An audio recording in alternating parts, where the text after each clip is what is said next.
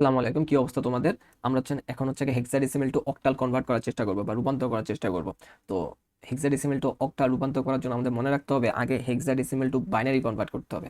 অর্থাৎ যে আমার হেক্সাডেসিমেলটা দেওয়া আছে সেটাকে আগে বাইনারিতে কনভার্ট করব, তারপর সেই বাইনারি নাম্বারটাকে আবার অক্টালে কনভার্ট করব। ঠিক আছে?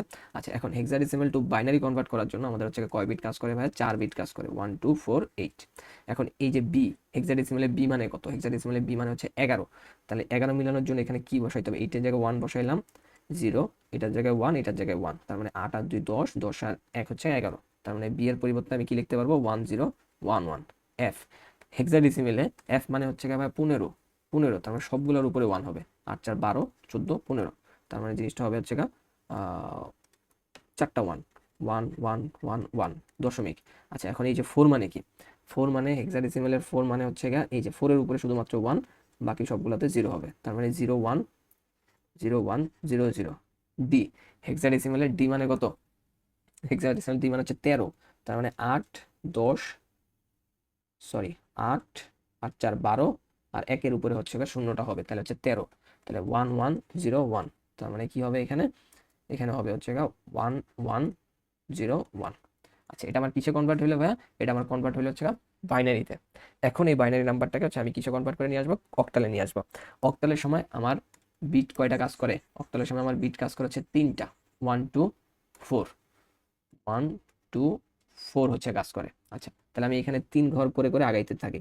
এই বরাবর দশমিকের আগের সংখ্যাগুলো এই বরাবর যাবে, আর দশমিকের পরের সংখ্যাগুলো এই বরাবর আমি 3 ঘর করে করে যেতে থাকবো।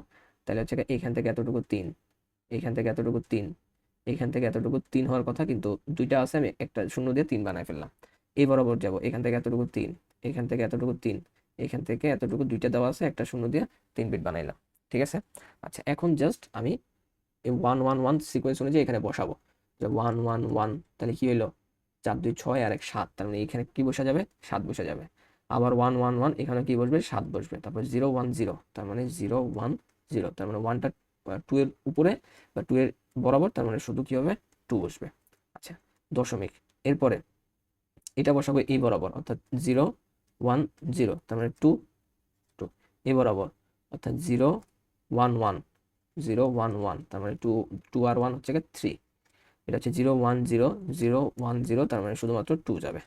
তাহলে এটাই হয়ে গেল কি আমাদের অক্টাল নাম্বারটা।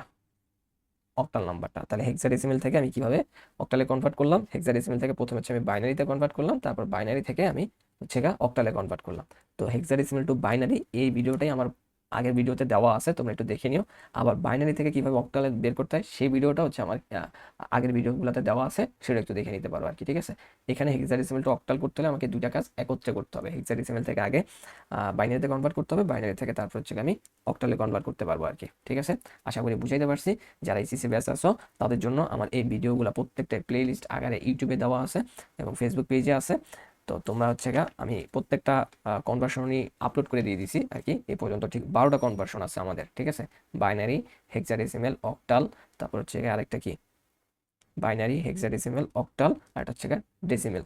ঠিক আছে? এই চারটার মধ্যে যদি কনভার্সন করি একটা অপরটার সাথে, মোট 12টা কনভার্সন হয়। তাহলে 12টা কনভার্সনের ভিডিও আমার ফেসবুক পেজ এবং ইউটিউবে দেওয়া আছে। যারা আইসিটিতে একটু আম, আম, আম, পড়াশোনা করতে যাচ্ছ তারা এই ভিডিওগুলো দেখতে পারো, হোপফুলি উপকার হবে আর কি।